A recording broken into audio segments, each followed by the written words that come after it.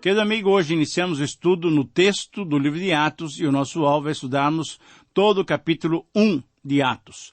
Quando observamos o conteúdo desse capítulo, nós percebemos três grandes assuntos que merecem a nossa atenção. Nos versos iniciais, versículos 1 a 4, consideraremos algumas verdades sobre o autor do livro, isto é, sobre Lucas. Em segundo lugar, nos versos 5 a 11, nós vamos ver a promessa do Espírito Santo sendo dada aos discípulos. E, em terceiro lugar, nos versículos 12 a 26, encontramos a narrativa das atividades dos discípulos enquanto eles estavam aguardando o cumprimento dessa promessa. Vamos, pois, analisar cada uma dessas partes, pedindo que Deus fale ao nosso coração. Como você deve se lembrar, no programa passado, ao fazermos as nossas considerações sobre as questões introdutórias do livro, nós mencionamos que a autoria é de Lucas. E além dessas peculiaridades que nós mencionamos ali, creio que, ao iniciarmos o estudo do texto, devemos nos deter nesses 4 primeiros versículos para conhecermos um pouquinho mais ainda de Lucas e do seu ministério.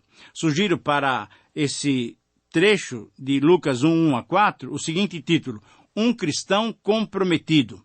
Agora, por que dar esse destaque? Ora, porque ao iniciarmos o estudo desse livro, salta aos nossos olhos de que quem o estudar profundamente vai perceber na figura de Lucas uma figura singular, uma figura ímpar. Lucas é um dos personagens únicos do Novo Testamento. Ele se destaca por sua obra que será preservada enquanto a palavra de Deus existir. Lucas era um cristão gentio, provavelmente grego, que conheceu o princípio do amor cristão e aplicou-o completamente em sua vida. Quando nos detemos nos versos iniciais desse capítulo 1, a vida exemplar de Lucas merece a nossa atenção. Por isso, sintetizando esses versículos, eu encontro a seguinte afirmação desafiadora para as nossas vidas: somente um cristão comprometido com seus irmãos produz em sua vida um trabalho que dura para a eternidade. Eu repito, veja que esse é um desafio importante para nós também. Somente um cristão comprometido com seus irmãos produz em sua vida um trabalho que dura para toda a eternidade. E assim, nesses versos, nós vamos encontrar 3 características de um cristão comprometido. Em primeiro lugar, esse cristão se caracteriza por ter uma vida marcada pelo amor. E esse amor, em Lucas, pode ser visto nas amizades sinceras que ele dedicou a Teófilo e a Paulo também, que acompanhou durante muitas viagens. O amor de Lucas pode ser visto na atenção que ele dava aos novos irmãos em Cristo. Ele demonstrou esse amor também para Teófilo, que era um novo convertido, mas também ele demonstrou esse amor dedicando atenção para Lídia e os outros convertidos em Filipos, pois, como mencionamos, ele dedicou um tempo do seu ministério para pastorear aquela igreja.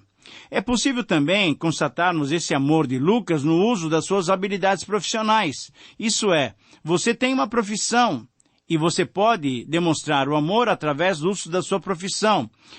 Lucas atendeu Paulo como médico em muitas ocasiões, mas Lucas também usou a sua veia de escritor, disponibilizando o seu conhecimento médico e a sua cultura geral para escrever, para preservar essa história inicial da igreja cristã.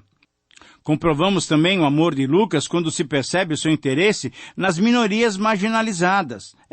Nas suas 2 obras, no Evangelho e agora em Atos, ele destaca as mulheres, os publicanos, os samaritanos, os gentios, os doentes, os leprosos, os endemoniados e tantos outros que eram menosprezados na sociedade daqueles dias.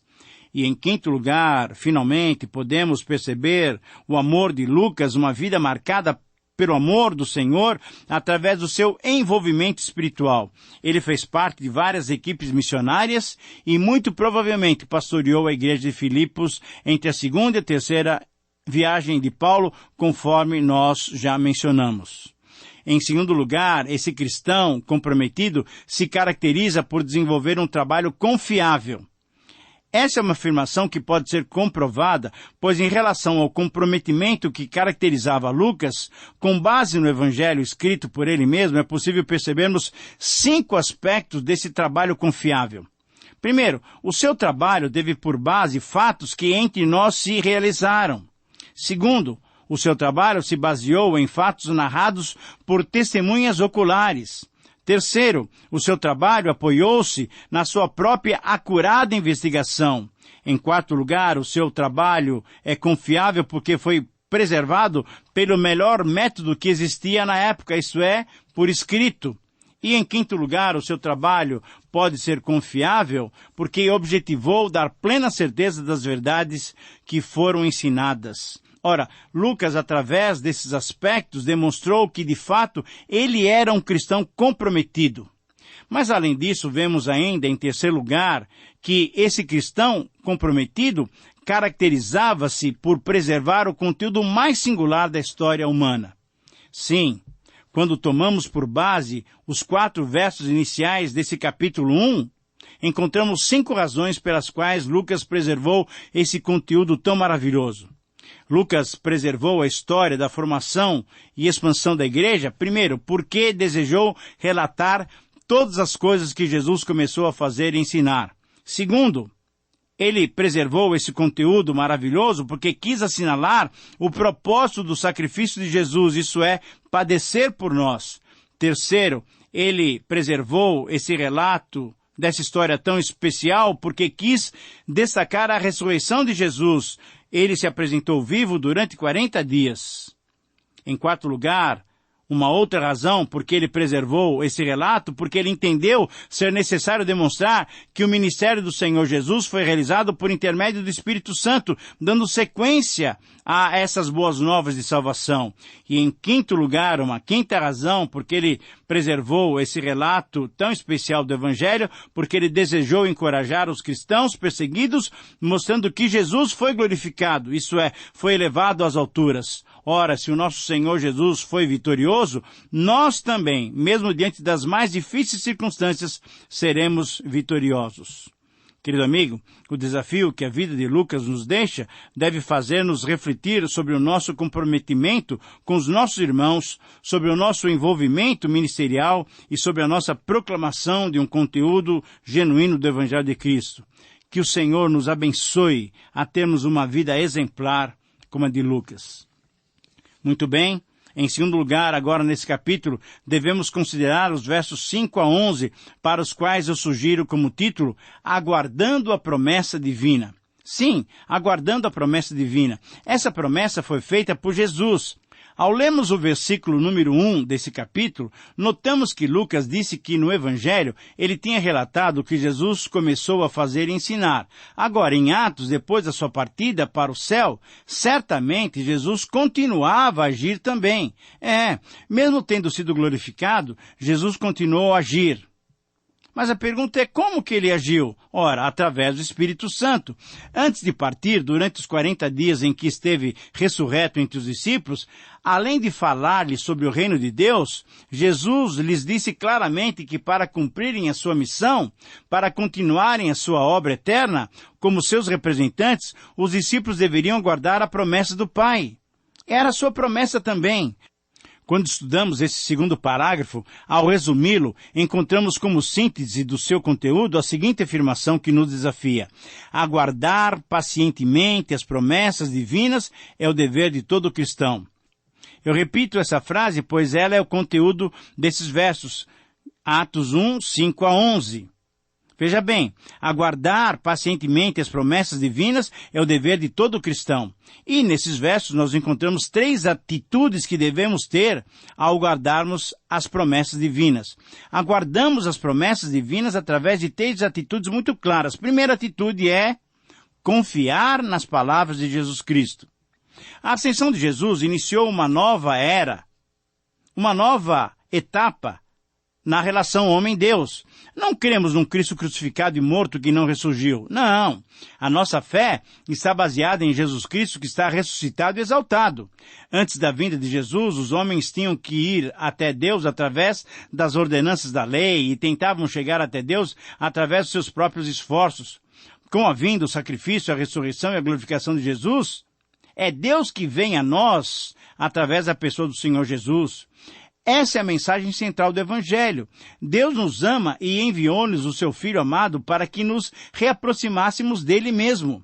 É através de Jesus, através do seu nome, que chegamos novamente a ter comunhão com Deus.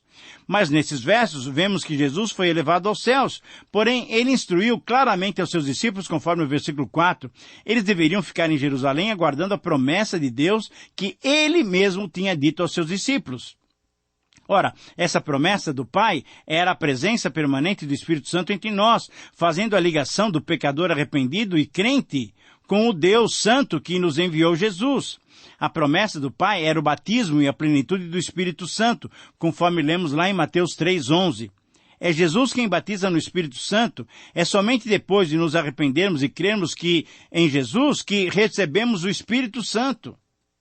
É em Jesus que temos a possibilidade de termos o Espírito Santo em nossas vidas. E é Jesus quem nos dá continuamente o Espírito Santo quando nós o pedimos, conforme Lucas 11, 1-3.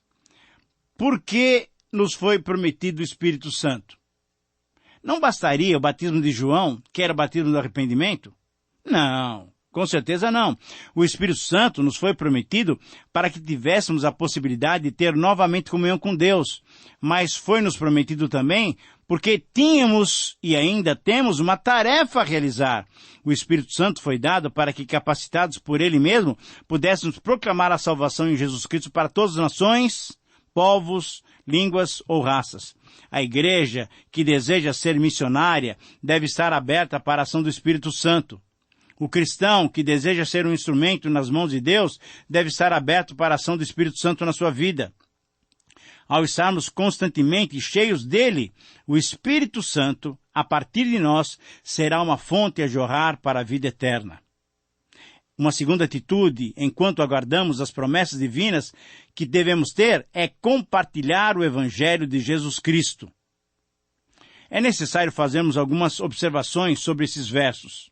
Primeiro, Jesus nos deu o Espírito Santo para podermos ter poder na evangelização do mundo. Esse poder é necessário por duas razões. Primeiro, porque o mundo está perdido, distante de Deus. E, segundo, porque Satanás, o inimigo das nossas almas, não quer que ninguém se converta. Devemos nos lembrar também que Jesus tinha dito aos seus discípulos que a sua volta estava condicionada à evangelização universal. Mateus 24:4. Mas por que ele disse isso? Porque Deus quer que todos cheguem à salvação. 1 Timóteo 2, 4 e 5. O recebimento do Espírito Santo nos torna testemunhas de Jesus Cristo. E nesse ponto é importante entendermos a palavra testemunhas.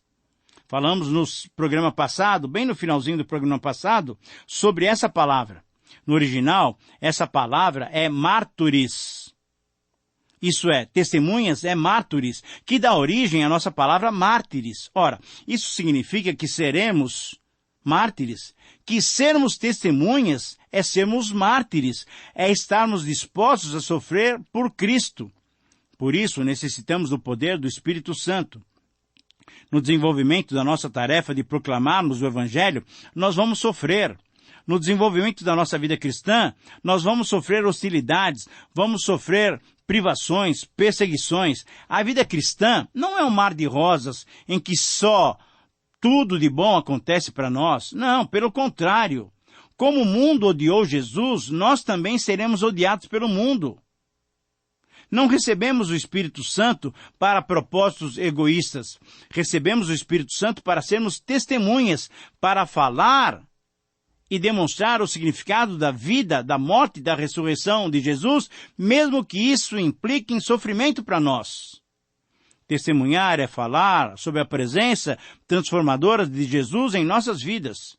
Temos que ser testemunhas até os confins da terra. A ideia do versículo 8 não é de prioridade geográfica, mas sim de prioridade teológica. O conteúdo da mensagem é mais importante. Jerusalém foi o ponto inicial da missão de Jesus e da igreja. Porém, essa missão deveria ser espalhada para todos os lugares. Nesse verso 8, indiretamente, Jesus também está respondendo à pergunta que os discípulos fizeram lá no versículo 6. Jesus dá a entender que o reino virá agora por meio da descida do Espírito Santo, da vinda do Espírito Santo que dará aos apóstolos e dará à igreja o poder para testemunhar. O reino virá não apenas para Israel, mas também para todo mundo, pois eles serão testemunhas até os lugares mais distantes da terra. Mesmo em meio a sofrimentos e martírios, nós como igreja, nós como cristãos, somos chamados para essa missão de proclamar o reino de Deus a todas as nações. Querido amigo, hoje temos a responsabilidade de evangelizar as nações enquanto evangelizamos os bairros. Mas também temos a responsabilidade de saber e nos preparar para os sofrimentos que virão se quisermos viver piedosamente em Cristo Jesus. Lemos essa afirmação em 2 Timóteo 3,12. E, finalmente, enquanto aguardamos as promessas divinas, a terceira atitude é confortar-nos com a certeza do retorno do Senhor Jesus. Versículos 9 a 11. Vamos considerar aqui 3 aspectos. Primeiro, a ascensão de Jesus, presenciada pelos discípulos, marcou o passo final da aprovação do seu trabalho redentor.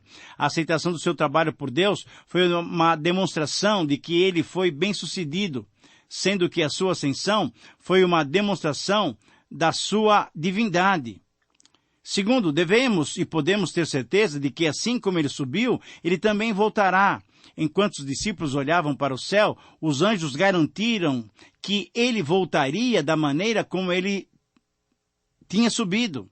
Jesus subiu em poder e glória, simbolizada pela nuvem, e voltará também em poder e glória. Voltará para ser reconhecido como Rei dos Reis, Senhor dos Senhores. E um terceiro aspecto ainda que devemos considerar é que podemos nos consolar, podemos nos encorajar aguardando a volta de Jesus. Isso não é algo passivo, não. Enquanto aguardamos o retorno de Jesus, devemos estar ativos. Jesus só voltará depois que o Evangelho for proclamado por todo o mundo. Querido amigo, em síntese, nesses versos nos mostram que Jesus nos deu o seu Santo Espírito. Pelo Espírito Santo, ele nos capacitou para os sofrimentos na pregação do Evangelho a todas as nações. E ele voltará após o cumprimento total da nossa tarefa. Eu espero em Deus, oro para que você esteja envolvido nessa tarefa tão gloriosa de proclamar o Evangelho do Senhor Jesus. Muito bem, chegamos agora à parte final do nosso estudo, quando consideraremos, em terceiro lugar, os versículos 12 a 26. Para esses versos, eu sugiro o título A Preparação para o Testemunho. No seu Evangelho, Lucas demonstrou que Deus tem um plano para toda a humanidade.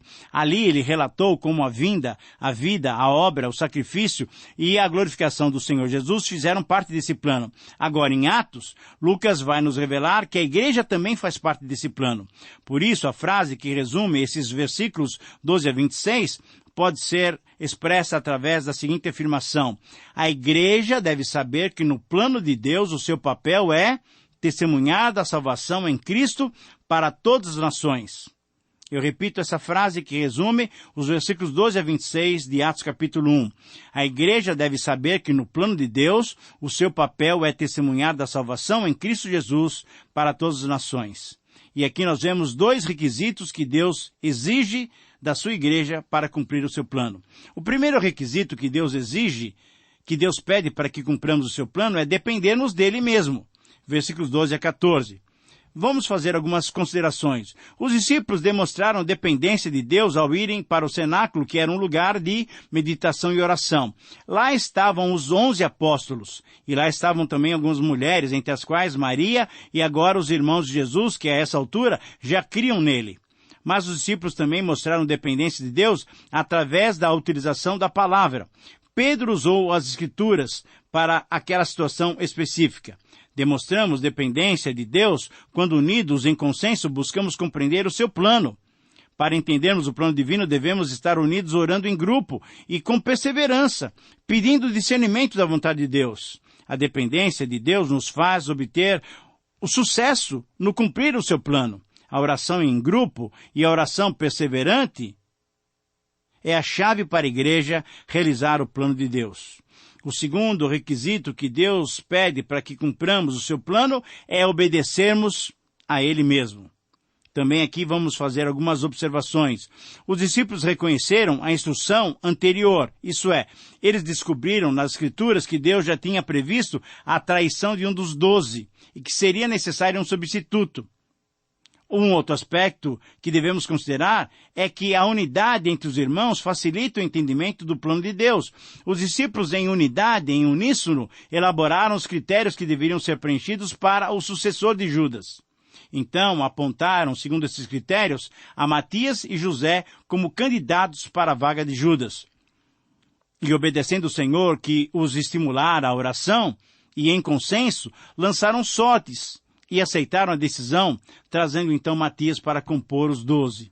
E como última observação em relação a esse aspecto da obediência que Deus requer de nós, vale destacar que a obediência é o outro lado da dependência.